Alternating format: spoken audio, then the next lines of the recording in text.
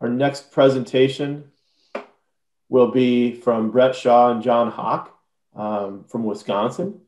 So Bret and John, if you're ready, Bret, if you're ready to share your screen, share your first slide. I'm very excited to introduce our first two speakers who are going to be presenting on promoting lakeshore protection and introduction to social marketing. They are Bret Shaw and John Haack. Bret is an environmental communications specialist for the Division of Extension and an associate professor in the Department of Life Sciences Communication at the University of Wisconsin-Madison. He focuses on planning and evaluating social marketing campaigns, dealing with behavior change for a variety of natural resource management issues such as water quality, land use and environmental conservation, and assessing the impact of these social marketing campaigns. He's published broadly in the areas of environmental and health communication, has worked in marketing, advertising, technology, and journalism. John Haack recently retired from the University of Wisconsin Extension, where he has worked as a natural resource educator. Prior to working for Extension, John worked in several positions for Wisconsin DNR in Northwest Wisconsin. Currently, he lives in Shell Lake, Wisconsin, where he enjoys beekeeping, wild ricing, finishing rice for others, and making maple syrup with his wife. John, your retirement sounds lovely. So with that, I will turn over the controls to you all. The virtual stage is yours. Take it away.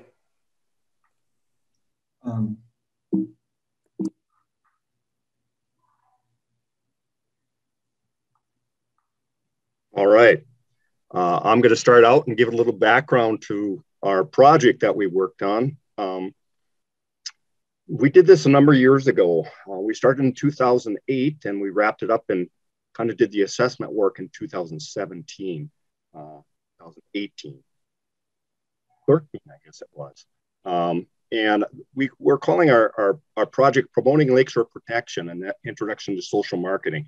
And to be honest, it really was for me. My background is biology, so I had the great pleasure to work with Bret on this project. So let's have the first slide. Here we go.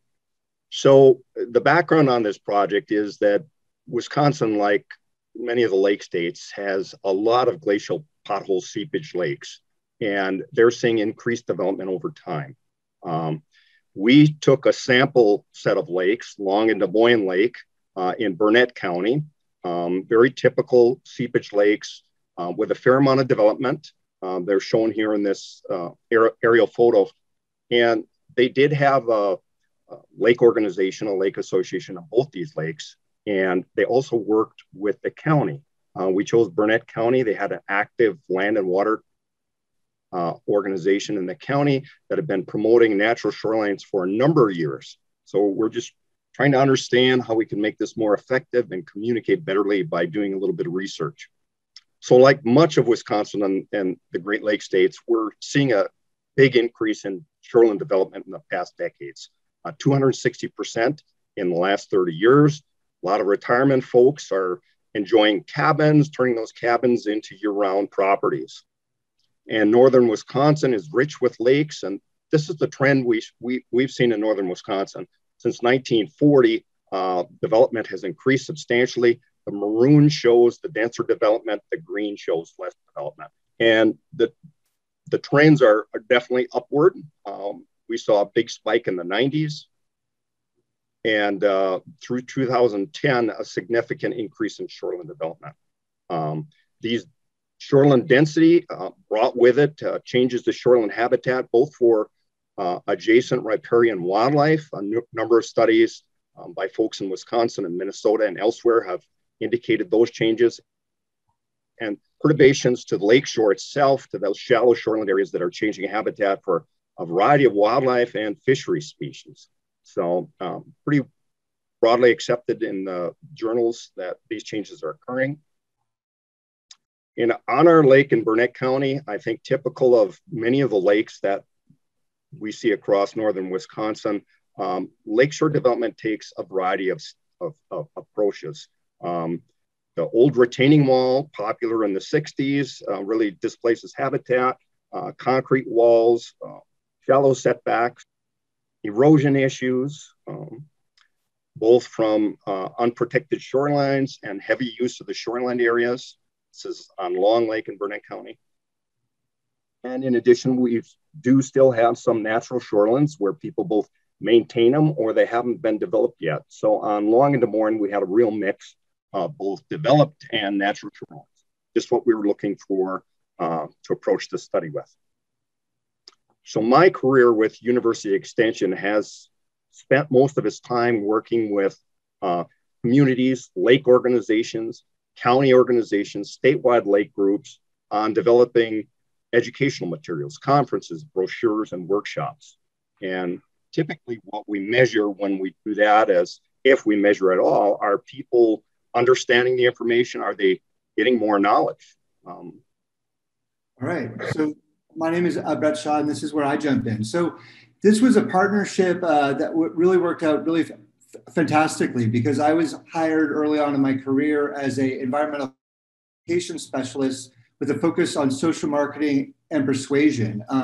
Many extension colleagues had commented, hey, we're doing these workshops, we're getting out these brochures, we're getting out information, but people aren't changing their behavior. So John approached me with his deep expertise in biology and a passion for protecting natural shorelines. And I came in with a social science and market research background and sort of a persuasion orientation. Fortunately, John had already been exposed to social marketing and had obtained some funds from the Wisconsin Department of Natural Resources for us to conduct a multi-year study that we'll be sharing with you here. So it's pretty clear that environmental awareness campaigns can increase, well, what you'd expect, awareness and understanding. But it's pretty clear that a lot of times this is looking at knowledge-based outcomes. And I think if a lot of us were to be honest with ourselves, we're seeking more than just knowledge gained. I think we're seeking a behavior change on the ground. Of course, knowledge is what I call, or awareness is necessary, but typically sufficient to influence behavior change. So again, a lot of the ways that extension has, and even continues to this day to use, is measuring by what we call outputs versus outcomes. So how many attendees showed up at the workshops? How many brochures were distributed? What were the metrics on a website? And these are important metrics, but they're not behavioral in the same sense that we'd be looking for. So again, I said before that awareness, of course, are important. They're a first step, but they don't translate to behavior change.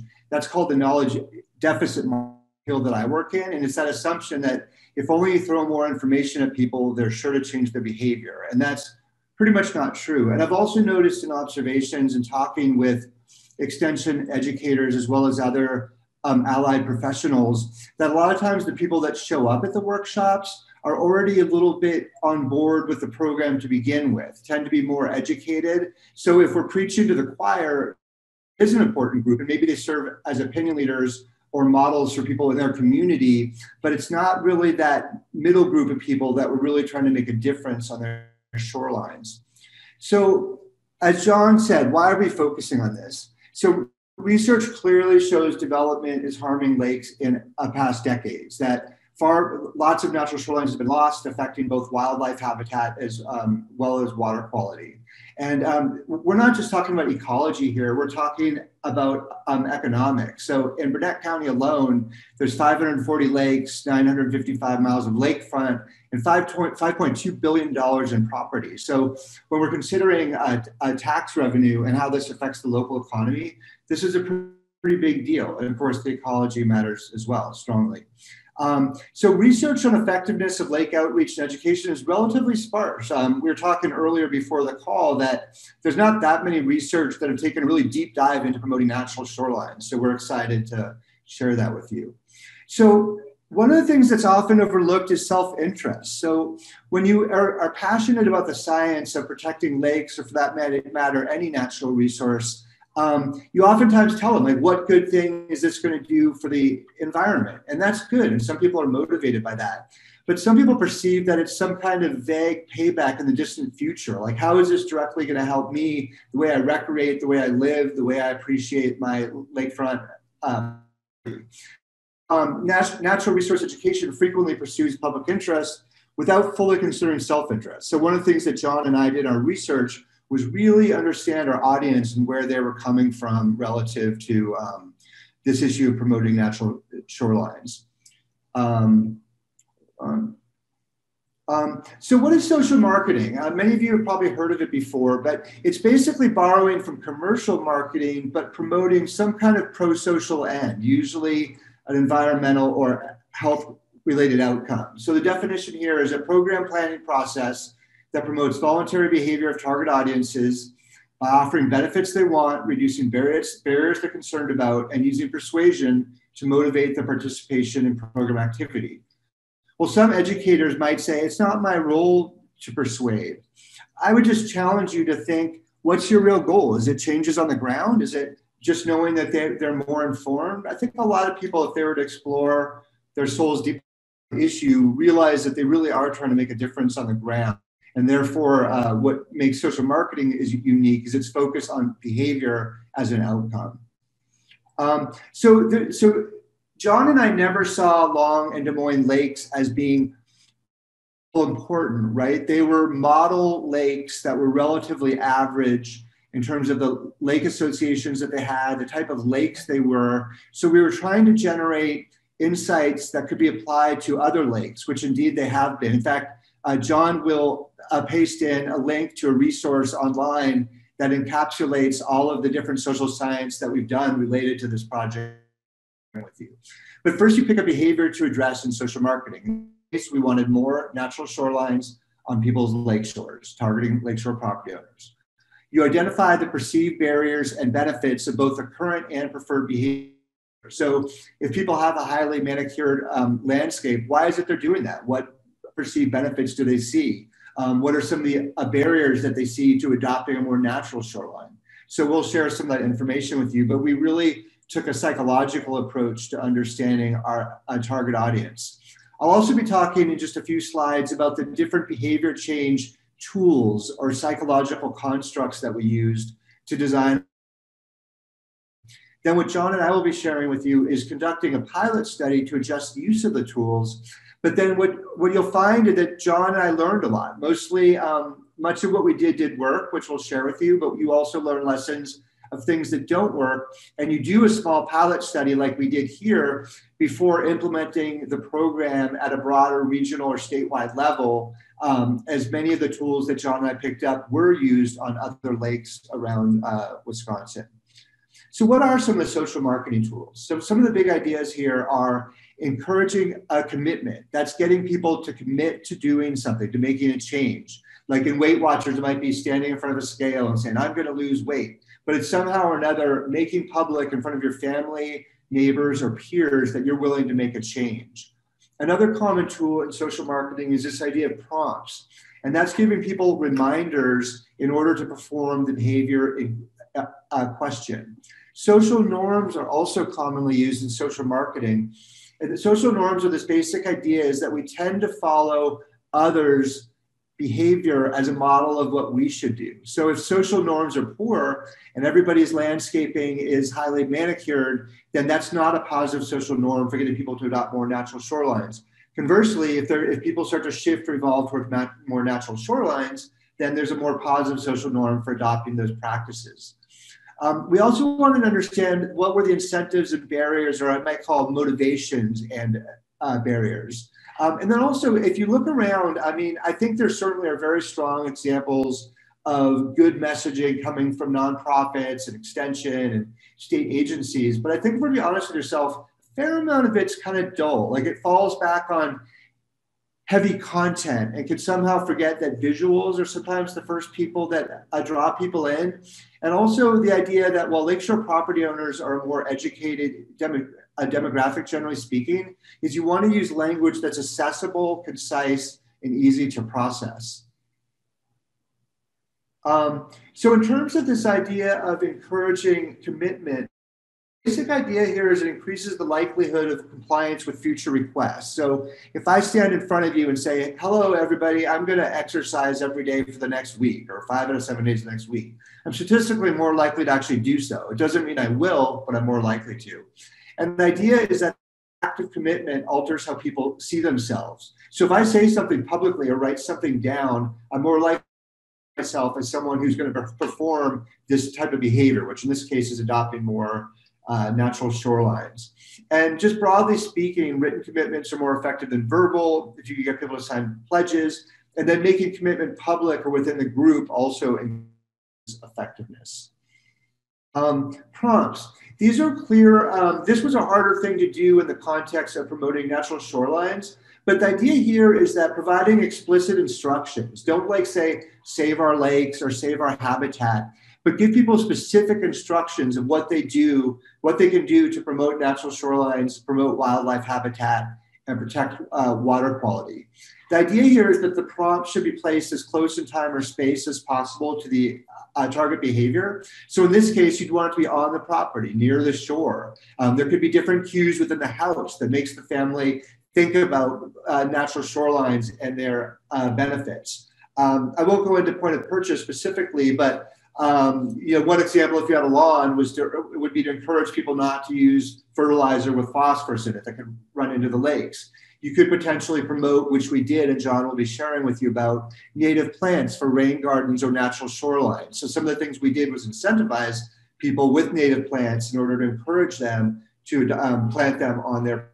I think people too often fall into the trap of just thinking about financial incentives, and cost sharing is important, and tax breaks or some of the different programs that people offer, but it's very clear that there's other things going on too, like social approval, like feeling like your neighbors think you're doing the right thing, right? If the norm is to have a highly tidy, neat, and manicured landscape, that creates the norm around your lake. And alternatively, if it's more wild, that's established a social norm.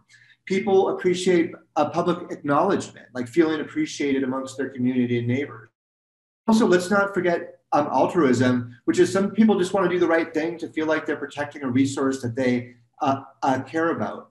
We also know there's a variety of barriers. Financial clearly is one of them if you want to plant a really good native landscape from scratch, but also people might not have the knowledge. They might not know what to do. Convenience. They may be willing to do so and have the money, but aren't really sure how to get started on this. So you need to think about all of these different reasons why people may or may not adopt a more natural shoreline. So as I mentioned before, social norms are a powerful guide in human behavior. Humans have a tendency to look towards others to help guide their behavior. And there's different sorts of social norms. A descriptive norm is what people actually do, but what you want people to do is actually internalize the norm. For instance, the norm is how people should behave. That's called an injunctive norm. And again, that's what people should do. And you'll see we made an impact in some of those outcome variables that we'll be excited to share with you about. But some of the examples is how do you establish the social norms? So you'd be clearly working through lake association leaders and getting them to distribute information amongst their interpersonal networks and on their Facebook pages and their newsletters, distributing normative information about people that are adopting natural shorelines, getting the county board to endorse and promote natural shorelines. These are ways to look to other people and establish new social norms. So for creating effective messages, I guess that I would just urge people on the audience, and I'm sure people that do this all the time, but you don't need to look that hard on the internet to find information that isn't that captivating. And it's important to understand that it's not just about content, but it's how the content is presented and how accessible it is. And I'd also emphasize really knowing your audience. I mean, John and I really, between qualitative and quantitative methods and conversations, really got to know our audience well and what their respective perspectives were. It's also important to pick a credible source. Sometimes the source of the message can be as important as the message itself. And then also just emphasizing the modeling. You want to show people self-efficacy refers to confidence. And if people lack the confidence to adopt a new behavior, they're not going to adopt it. So you want to create examples, photos, visuals, real life experience of people actually showing the behavior that you're intending them to do. Another thing that we just want to caution, and this comes from the literature, is sometimes people can use threatening messages or fear messages about the dire consequences that will occur if you adopt a more natural shoreline. Well, this can sometimes have an unintended side effect where people can disparage or discredit the source of the message or feel like all the rest of the message is exaggerated. So you can use this, but to the extent that you increase like a fear appeal or a threat appeal, people need to have a corresponding level of confidence or self-efficacy in order to address that threat. You also want to enhance social diffusion by increasing the likelihood that people will discuss the new activity with others. It's clear that mediated communication, and by that I mean things like fact sheets, newsletters, these things affect awareness and knowledge and are important, but people talking with other people is what actually changes behavior. And again, you want to track people with specific instructions for what to do. So I'm going to transition back to John now. He's going to talk a little more about our specific study. Go ahead, John. Okay, so just a little bit more on how we segmented the lakeshore owners. We spent quite a bit of time on the lake assessing each shoreline to determine what percentage of that shoreline within the first 35 feet was in a natural or disturbed or highly disturbed condition. At the same time, once we understood that, we sent out surveys and segmented them based on the condition of their shoreline to all the 212 shoreline property owners around these lakes. And then lastly, we got them together in a room and actually talked to them based upon what type of shoreline they had. I remember going to the Twin Cities because that's where the majority of our property owners are. They're non-resident. So we went over there to actually speak with them in focus groups. So we spoke with those in focus groups separately who had highly natural shorelines, and then we pulled together the folks who had highly disturbed shorelines and talked with them in a focus group to better understand their perceived barriers and benefits and just get an idea of where they're at. So the majority of our lakeshore owners, non-residents, typical of many lakes across northern Wisconsin. Next slide.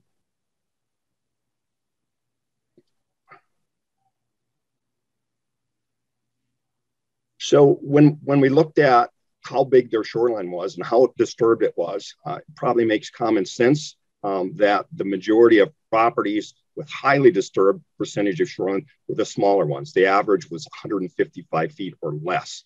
As we saw, greater expanses of a shoreline owned by an individual, the percentage of disturbance was a lot less. So within 150 feet, what we were seeing, a boat, a dock, a canoe, a pontoon boat, and then a little place to play or get organized, that kind of took up the majority of the shoreline. So there wasn't a lot of space. Next. In terms of lot size, the majority, 59% of our people had lake lots that were less than 125 feet.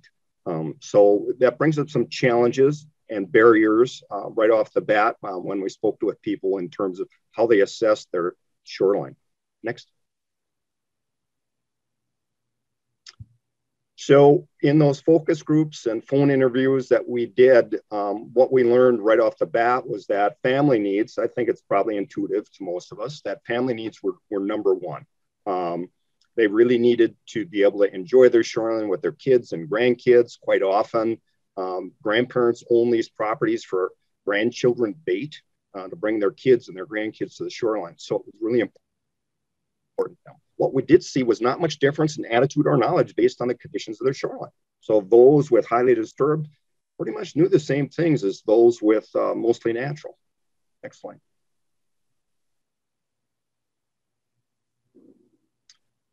Most agreed, regardless of the condition of their shoreline, that it was good to have a natural shoreline. It really did benefit the lakes, but their behavior didn't always correlate well with that.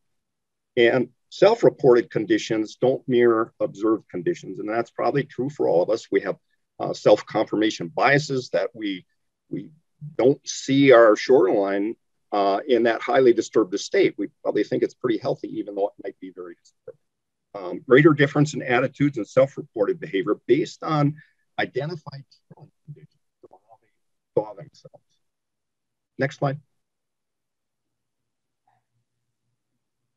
So now some of the findings. So when we asked people what they saw as benefits of natural shoreline, most of them really rated wildlife as high. They specifically enjoyed seeing birds. Frogs was another one that jumped up, and all property owners seem to agree that good habitat equaled good wildlife. Next. And some animals were much more favored than other animals. And in terms of our messaging and the things that we produce to encourage behavior change, we focused on some of these. In particular, those that they could actually see a change on their property. It's pretty hard to attract an eagle to your property if you do more shoreline restoration. Frogs, on the other hand, might be something, and songbirds might be something that you actually can see a change over years if you change your shoreline habitat. So those are the types of things we focused on. Messaging on the big, more charismatic things like eagles and loons was also used in the campaign. Next. So we also looked at what they saw as a problem on their lake. And just about everybody came up with this same problem, that they really don't like geese. We encouraged that, we used that throughout the program to encourage people to think about buffers that were just a little bit higher than the head of the geese, would encourage those geese to go elsewhere on the lake.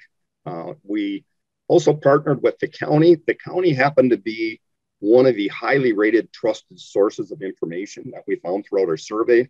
So the county land and water ran feature articles in a newsletter for all the lakes in the county. So we relied on that heavily to share information about this campaign. Next. We spent a lot of time playing around with both how to promote these things. And one of the ideas that Bret came up with and graduates we worked with is promoting natural shorelines through the talking goose, Sebastian. And I'll put a link up to that, kind of a smirky goose who speaks about thanking everybody for the benefits of those great lawns that they like to munch. I'll put links up to this video in the chat. Next. We did the same thing with Larry, the All-American bullfrog, a talking bullfrog that explains loss of habitat means loss of a home for the bullfrog and his kind. So we tried to get some widespread decimation of this throughout the county. It played fairly well for a while, I think. So next slide. We also looked at what we're looking at in natural vegetation. I think through most of the career working with lakeshore owners, we made a lot of assumptions of what those barriers were based on everybody's opinion in the room. But here we actually dug into it, and probably not a big surprise, but people do not like their grandkids or themselves getting in contact with ticks found more along a natural shoreline. So we looked at ways to address that. They also find it really important to watch the kids swimming from their house or their deck. They want to be able to see the kids down at the lakeshore. And in general, people just enjoy beaches. That's where they want to spend their time, is on a little beach. So those we saw as some of the barriers that we needed to address. Next slide. And then probably obvious to many of you listening in, not everyone likes the wild look. You know, most of us come from suburban backgrounds where our neighbors have highly natural rock, so do we. So we tend to bring that to our lake shores. And so the design option for more manicured lakes, manicured sites such as this, we use. So we used a wide range of program products that captured similar messages and the social science newsletters, coupons, youth journals, a game, a variety of things. Next slide. So repeating the message over and over and over, just in different forms. And then we specifically got back to the property owners we surveyed. We told them they would. We told them we'd get back to them on what we heard from you. So we sent on a newsletter to everybody explaining what we heard from them. Next slide.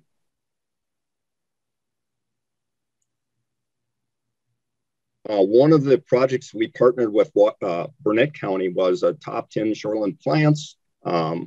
Even though there is no top 10 shoreline plants, we needed to narrow it down because the selections were very confusing. We did the same thing with top 10 shoreline shrubs, and we partnered with local nurseries, the county, and next slide. And we did point of sale posters at all the nurseries that were willing to carry native shrubs and native plants. Kind of that idea that that prompt is right there where they need to purchase. We also, next slide, used a coupon approach. 2 different coupons as kind of a sub-experiment within our larger work. We found obviously that to us, it became obvious that if you say $5 off or you say free pack or $5 off, how you write that language really changes it. So we offered lakeshore owners, we direct mailed them coupons to increase the purchasing and planting of native shrubs. Next. And then here's the county newsletter that had been going on for a number of years. They'd produced this, and we just partnered with them to redo the newsletter, make it a little bit more attractive, do some logo branding, and then promote some of the messaging that we worked on during this campaign. So pretty popular newsletter with a trusted source in Burnett County. Next. One of the products we came up with based on grandparents and people telling us that as the grandkids came to the lake, they wanted more things for those kids to do. We developed a My Lakeshore field journal that had this old-fashioned look, and it had activities within the journal that kids could work on, whether it be collect plants, putting their fishing pictures in there. And it also shared messages about native shoreline species, wildlife, and plants. One of the things that Bret mentioned earlier is a trusted source. People get their information from people they trust that look like them and are like them. And in this case, we used shoreline demos. This is a particular shoreline where somebody wanted to restore it. We invited people over who lived on the lakes for an ice cream social at this shoreline, and then let the shoreline owners explain to them what they were up to and why they were doing it.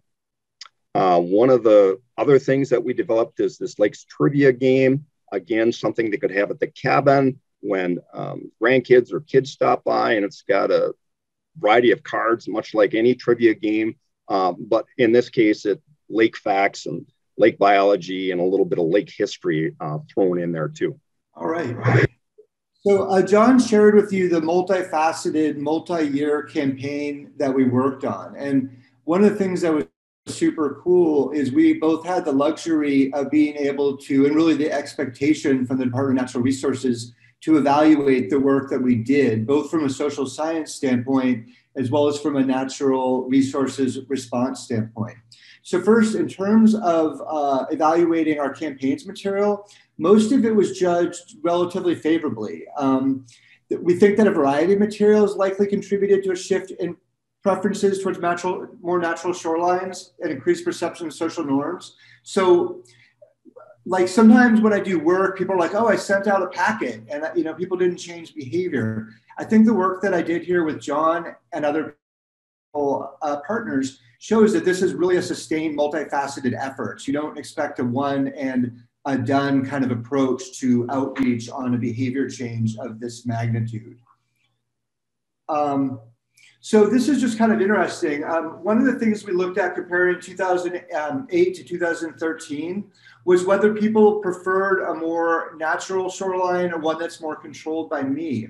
And you can see over the 5-year period that there was a significant shift towards people preferring more natural shoreline. So from a psychological standpoint, that's a significant finding. That means that we were shifting attitudes, which in turn, as you'll see later, contributed to behaviors.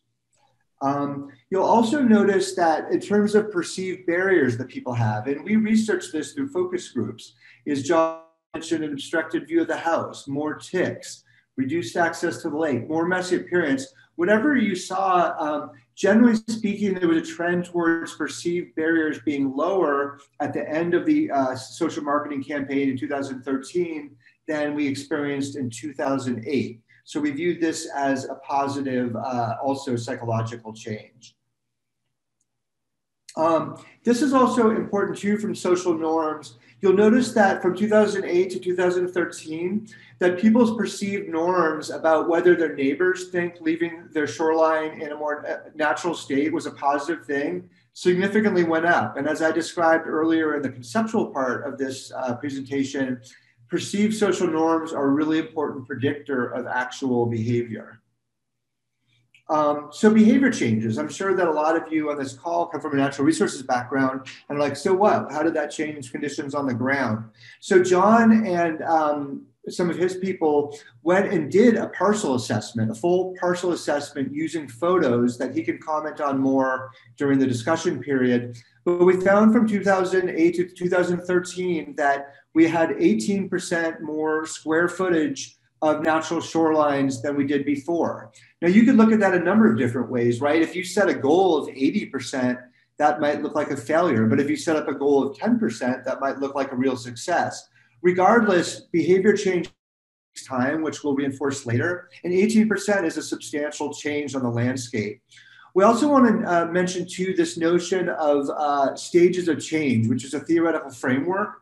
And the basic idea here is that behavior change isn't binary. You're not like one day pre-behavior change and the next day post-behavior change. That we move along a continuum, like pre-contemplation, where someone's not even thinking about this, to contemplation, where people, are thinking about it but haven't made a decision, preparing, they're actually getting their native plants together, and so on, action maintenance. But we were also trying to move people along this behavioral continuum so that they're closer to adopting the actual behavior. So again, to reinforce that behavior change takes time, and it remains challenging despite all the work we did. I feel proud on the 18% and the shifted social norms and the reduced barriers, but took years of work and a lot of attention to it.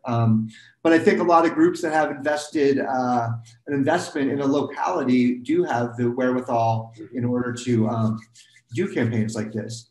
And also, like John or somebody posted our website on the link. I'd strongly encourage you, if you're interested in this presentation, that contains a summary of everything we did, including the peer-reviewed literature that emerged from the work that I'm sharing with you today.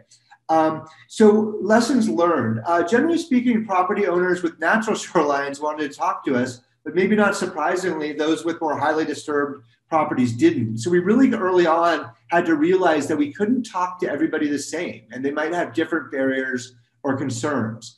Also just want to emphasize too that we're talking about not mowing as much, letting plants back, putting in native plants. Like it's not a singular behavioral, it's actually a multitude of different behaviors. And it's not simple, and neither is the process of behavior change.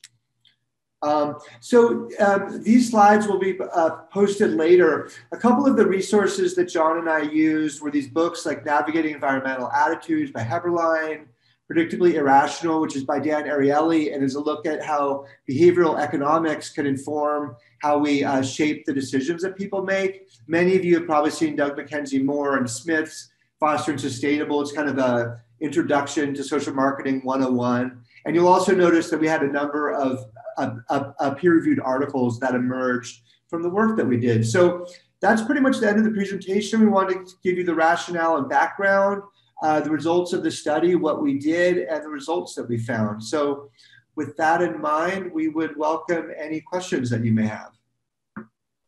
Thanks, Bret and John. Really a fascinating presentation, and for a guy like me who's mostly has a biological training, I think this provides a lot of information for consideration as we try to do more effective communications and accomplish our objectives from a conservation standpoint. So a lot to process here, at least for me, and I'm sure for others, and some things that we can use moving forward. For the folks that are in the audience, we've got about 370, 400 folks that have been in attendance over the course of this presentation. If you have questions, please enter them in the Q&A box. I see 3 questions there now, and we'll get started answering those questions. So please enter your questions in the Q&A box, not in the chat. And we'll get started asking those to Bret and John. Before we get started with the Q&A, though, I do want to mention that after this presentation, we'll be taking a break for lunch. So we'll take about an hour-long lunch break, and then we'll start up at 1 o'clock Eastern time, so noon Central. And that's when we'll begin the afternoon portion of our presentations in our conference today. When you leave the webinar, you'll have the opportunity to complete a survey that helps give us better information about what you found valuable and how we might improve it going forward. So we'd encourage you to complete that survey. And And if you'd like to leave yourself signed into the webinar over the lunch break, that's fine. It'll just be dead air, or you can sign back in after lunch, whichever you prefer. So those logistical points out of the way, I see we have 12 questions already coming in, and I anticipate that we'll have more. So let's get to those questions, and we can talk more about you guys' presentations. We take them live, or are you going to moderate them? I will moderate them, yeah.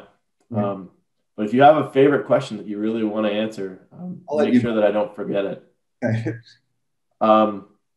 First question, how do you get people who just want to be left alone to talk to you?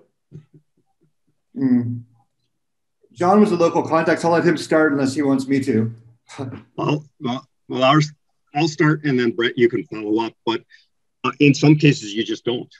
I mean, some people are going to have reactance to a message that you're trying to jam down their face, and it's just going to make it worse. So you can't reach everybody. Communicating through those peers of theirs that are willing to do the behavior is probably the best you can hope for. That's my thought. Bret? I 100% agree with John. In every campaign I've worked on, and I've worked in many, there's always some subset of people who don't want to talk with you. And John talked about the psychological concepts of reactance, where people feel like you're pushing them, they'll actually do the opposite of what you ask them to do. So if they subtly hear about it from their neighbors and their newsletters, they might up over time, but going straight at people tends to produce unintended consequences that you don't want to see in campaigns. Good point. And that's something I've seen in climate change communications a lot as well. Sure. So,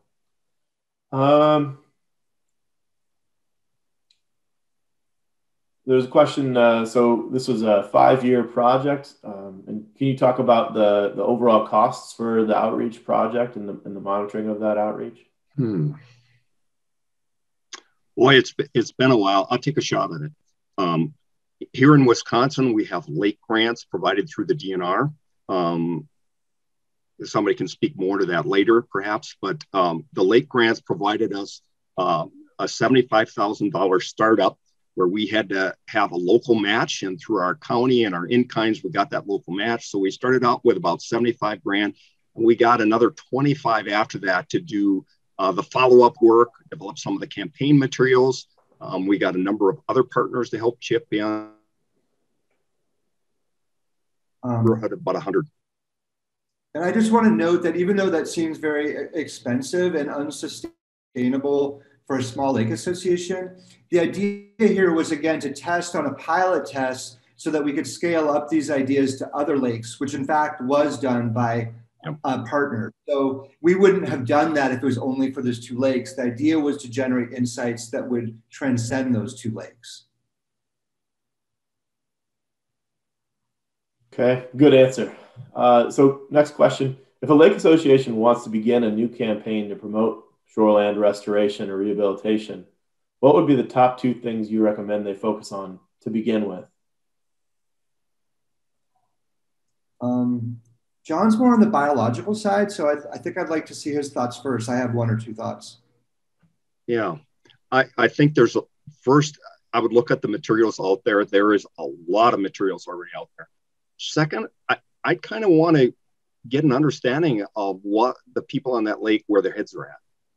What are they thinking? If you have the finances and resources and perhaps somebody to help you do some type of social assessment, whether it be a survey or focus groups, one or the other or both, understand where people are at. What do they see as benefits of the area? What we saw in Burnett County might not translate to your lake. It could be different, or probably likely is. So once you have that in mind, there's a lot of information out there, and just understand what we did was we layered it. It wasn't a one-shot deal like Bret talked about. So the 1 or 2 probably going to have to be followed by some additional planning and additional continuous source of information and continuous reminders and nudges and all types of things. So start with your 1 or 2, I guess, look at the existing information and assess where people are at. Bret? Yeah, I wouldn't. The only thing that I'd add is what's interesting about this behavior is some of it is non-behavior, right? So some people come with the sensibility that they're bringing from their suburban, Minneapolis homes, that what a good homeowner does is mow their lawn and trim their shrubs and stuff. And so you're really asking them to stop doing something that they're normally doing, right? They could also be more proactive and plant native plants, but just sort of an interesting behavior. Like one easy start would be like, slow down on cutting back all this stuff and like let some things grow back. And the reason I encourage that as potential behavior is it's kind of low-lying fruit. You just need to stop doing or reduce what you're doing. Mm-hmm. Good. Good question.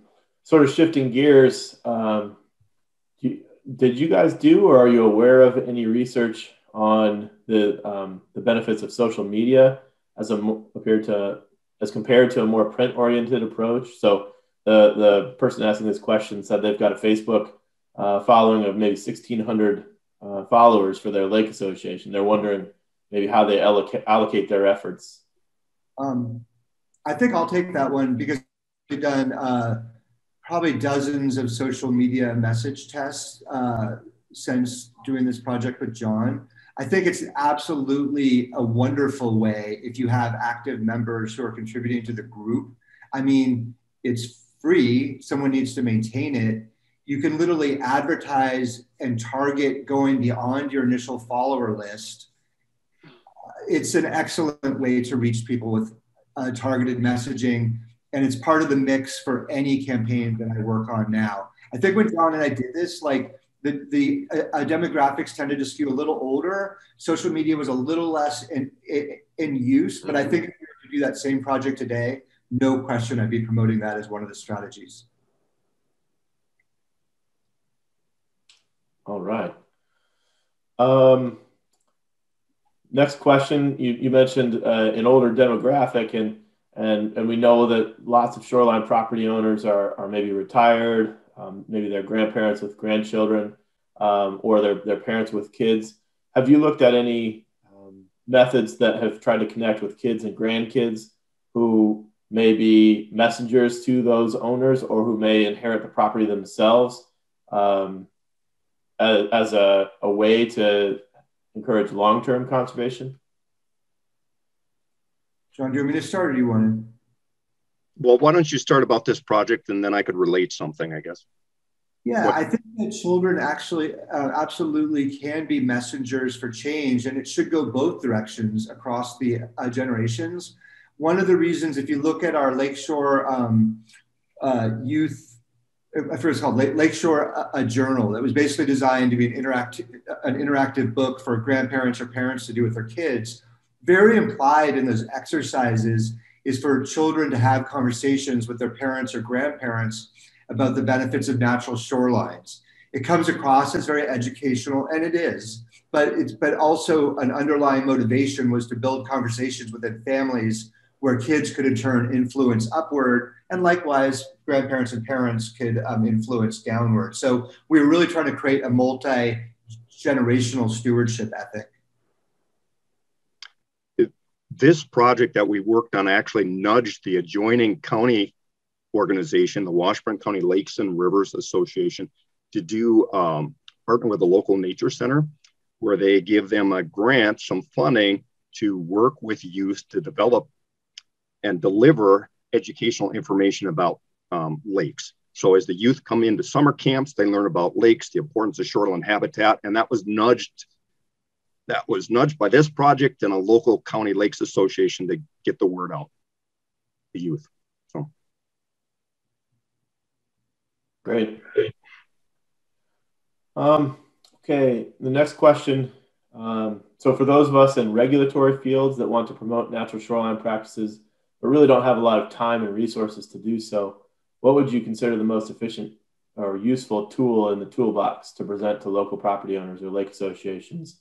So surveys and questionnaires, we talked a little about those already, to help understand the norms and the barriers, or more interactive tools or point of interest tools like trivia, games, and promotional objects?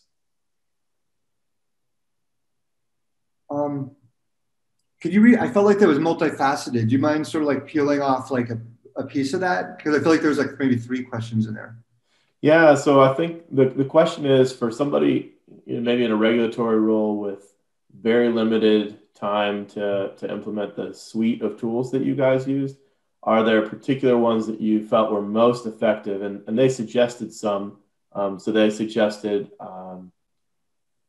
questionnaires or surveys, more interactive tools like trivia or games, or others. I would say that surveys are a way not only to collect information, but to show that you care. And I would also say that anything that gets people communicating with each other, like, here we are on another virtual conference, but we're on the edge of a shift again, right? I think that getting people together, be it on social media as frankly a secondary option, or getting people together, or somehow getting people talking with people, is really what builds the underlying energy to influence behavior change versus like a more static. Like, I challenge every single person on this Zoom webinar to tell me, or actually send me on a link, the magical brochure that changed some behavior that you did. And I've given this talk to thousands of people, and I've yet to see the magical brochure. So does that mean a brochure is not useful? No, I'm not saying that. But you do need people talking with people, whatever that looks like, whether it's digitally or whether it's face-to-face, really to push people into that behavior change mode, in my experience. Just my thought, having been a regulator for the better part of a decade prior to coming to Wisconsin Extension, as a regulator, it's really difficult for you to communicate that information. There's a lot of reactance going on because you are the regulator in the room. So is there a way you could nudge other groups or associations or organizations to deliver a message they may be more, that landowners may be more open to receiving? So that's just my thought. Haven't been there myself. It's a difficult role. When I switched to extension, boy, people sure responded differently to me. So I saw the difference.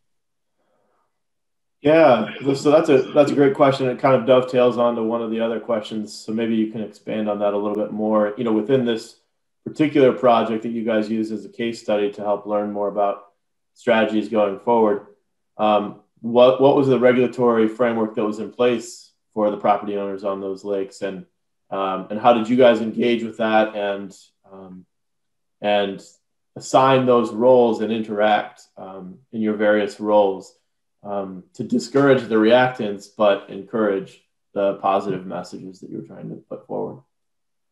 Well, most of the lakes in Wisconsin, in terms of shoreline habitat, are regulated by the county shoreline zoning ordinance. We've got a model statewide ordinance that regulates the first 35 feet with certain conditions about how you buffer zone and where your access point is and so forth.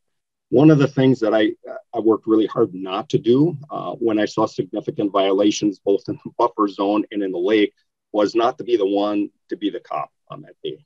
So, I didn't turn that in. The regulators had the opportunity to join us on a pontoon and tour the lake and choose what they wanted to do with whatever. But it didn't seem a big problem with us. Our county zoning department did not get involved in this, and DNR was not involved as a regulator either. Their participation was a grant funder. So Bret, you want to add to that? Yeah, this might be a little provocative, so tamper me down if this is overstating myself, but I heard more than once that there's a little bit of an attitude like, hey, that was regulated in Madison. If they want to enforce that, they can come up and do that. And so I'm not sure, John, if that's fair, and I'm sure it's not universal, but I think there was a little bit of a feeling like we didn't necessarily create this rule. You're asking us to live up to it, and that I'm not sure that enforcement was always exercised. How would you comment to that, John? Yeah, I mean, there is certainly a reactance to the statewide shoreline zoning rules, even though Wisconsin spent a good deal of time trying to tailor those and have county input later after the initial shoreline zoning ordinance. But in general, that's people don't want to be regulated. They just don't. Okay. We've got a ton of questions. We're not going to be able to get to them all, but I'm going to try to pick a few more to answer now, or to ask now, that is. So So one question, did you guys consider, or have you considered in subsequent research or efforts, the role that lawn mowing and landscaping companies take in changing behavior? So there's a lot of conversations going on with landscaping companies. And is there an approach that you might recommend for working with those contractors who might be generating potential barriers for property owners? We didn't have that issue. Our lakes were not serviced by landscape professionals for the most part. It was very rare to have them. Bret, why don't you say that more generally, perhaps? I've worked in a stormwater management context, more in an urban setting, and we found that people were often outsourcing their landscaping to third party companies, and that we did specifically have to target them. Like we were working on issue, I'm sure this called, leaves in the fall contribute significant phosphorus to like urban lakes, as an example. So we had to work with those parties in order to get them, because the other people weren't doing their own landscape work anyway. So that's a little different project, but we have worked with landscapers before to get their buy-in into something to protect water resources. My experience generally on lakes in Northwest Wisconsin is that the contractors own equipment. They do retaining walls, they do concrete, they do a variety of things like that. The majority of our contractors still are on that mode and need to pay off their equipment and do larger projects. So we're not seeing the majority of them investing in soft shoreline approaches. They make their money with some of that harder, more industrial type applications, I think. And maybe that's changing. Which, by the way, we've also researched them as a potential vector for aquatic invasive species. We've worked with the people that put the docks in and out. So the more you get into this, the more target audience, the more nuances you see. Certainly. So you both mentioned the peer-to-peer interactions that occur. And, one of the questions we had was if those conversations are the way that maybe minds are changed most effectively, how can you enable those? You gave some examples. I think there was an ice cream social, those sorts of things. What recommendations would you have for folks in providing the information to enable those interactions, or the social structures or motivation to enable those interactions? I can start, John, if you want to. I mean, I think many lakes are fortunate to have lake associations, which are a natural place to both communicate and disseminate information. It's important that the leaders of those lake associations aren't looked at like it's like the neighborhood a busybody, you know what I mean? Like they need to be like respected and well-liked members of the community, but they're natural hubs of information. And the individual that talked about the social media, whether you do a Facebook group, which might actually be even more effective than a Facebook page, but generating conversation around how are we going to protect this lake that we love? I think it's like building community around shared interests. And that could be both, I mean, during this COVID time, here we are on Zoom, right? It's become more virtual. And let's keep doing those virtual things. I think that we've learned how to use them better. But let's, as we shift back to normal, let's not forget that people miss talking to each other in person. And so let's do that safely. But I just think whatever you can do to get people encouraging, hearing from their peers, their friends, their neighbors, their lake association leaders, the more likely you are to see behavior change.